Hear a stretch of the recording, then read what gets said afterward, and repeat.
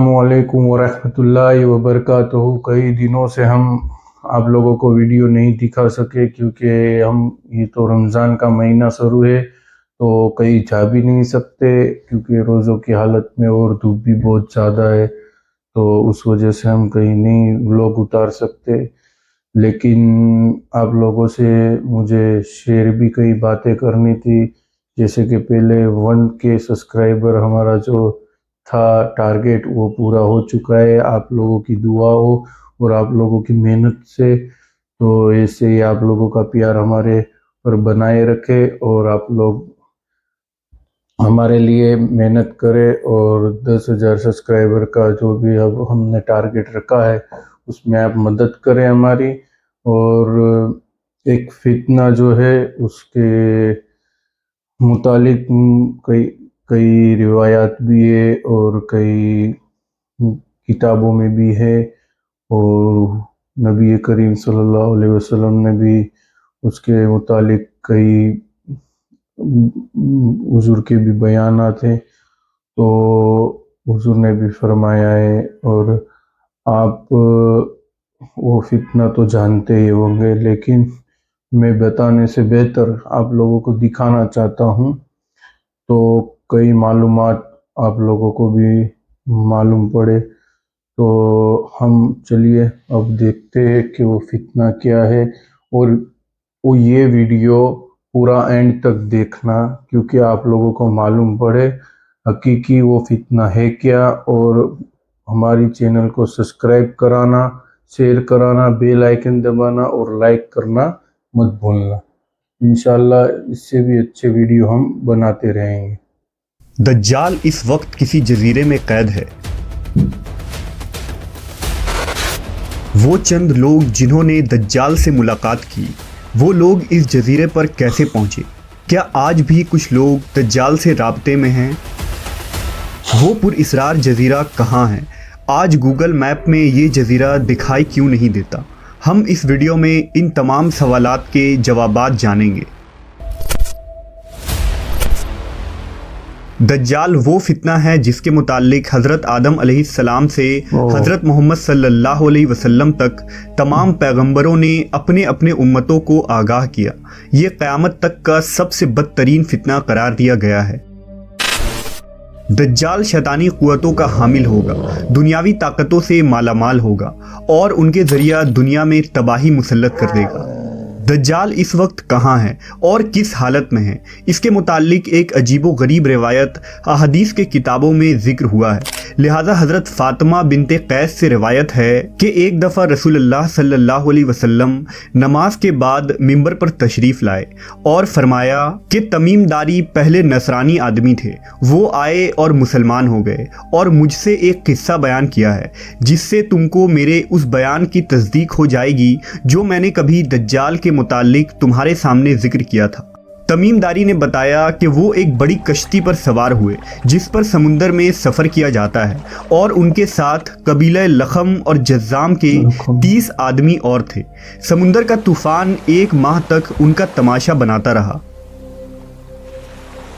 आखिरकार समुद्री सफ़र के दौरान मगरिब के जानिब एक जजीरे पर उनकी नज़र पड़ी जिसको देखकर वो बहुत मसरूर हुए और छोटी कश्तियों में बैठकर उस जजीरे पर उतर गए।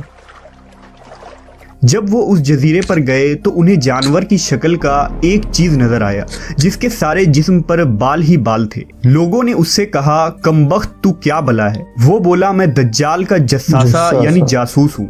उस गिरजे में चलो, वहाँ एक शख्स है जिसको तुम्हारा बड़ा इंतज़ार है।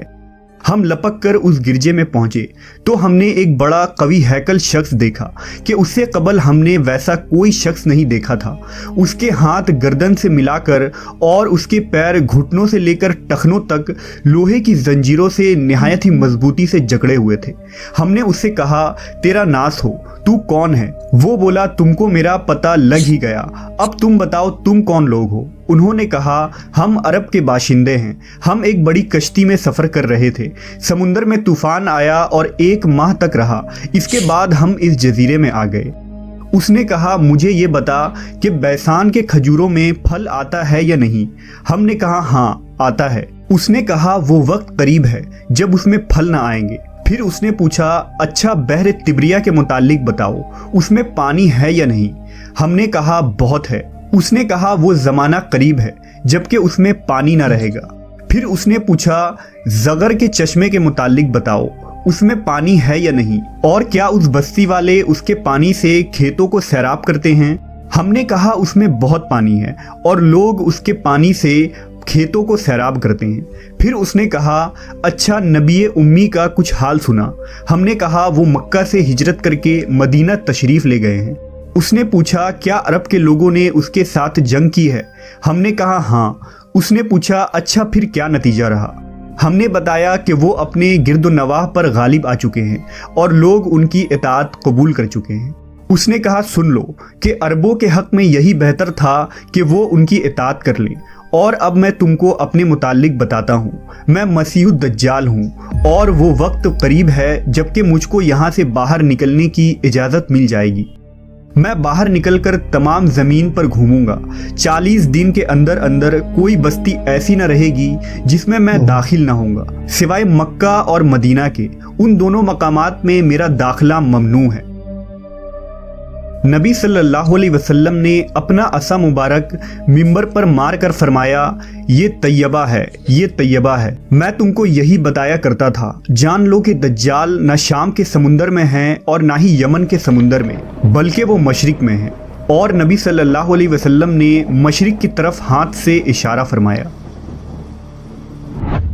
हज़रत तमीम दारी और उनके साथियों ने जिस जजीरे पर दज्जाल से मुलाकात की थी, इसका इल्म आज तक किसी को नहीं हो सका, लेकिन इस बारे में बहुत सारे दावे किए जाते रहे हैं कि वो पुरइसरार जजीरा कहाँ है जहाँ दज्जाल जंजीरों में जकड़ा कैद है। बाज़ लोगों का गुमान है कि बहरे अरब में मौजूद सुक्तरा नामी जजीरा ही वो जजीरा है जहाँ दज्जाल कैद है। ये जजीरा नहायत ही अजीबो गरीब मकाम है। जजीरा सुक्तरा मुल्क यमन का हिस्सा है और साहिल से 400 किलोमीटर के फासले पर मौजूद है। इस जजीरे पर मौजूद चरिंद व परिंद और बहुत सारे दरख्त बाकी दुनिया से बहुत मुख्तलिफ हैं। ड्रैगन ब्लड ट्री नामी अजीबो गरीब दरख्त भी इसी जजीरे में उगता है, जिसके तने से सुर्ख रंग का अर्क निकलता है और ऐसा लगता है जैसे इस दरख्त से खून बह रहा हो। इसके अलावा भी इस जजीरे में हैरान कर देने वाले 700 अक़साम के दरख्त और मखलूक़ात पाए जाते हैं। इस जजीरे पर एक पहाड़ भी मौजूद है जहां एक मशहूर गार अल हौक है जो 3 किलोमीटर तवील है। इतना बड़ा गार पूरे मशरिक़े वस्ता में कहीं मौजूद नहीं है। जैसा कि हदीस में जिक्र है कि दज्जाल का ज़हूर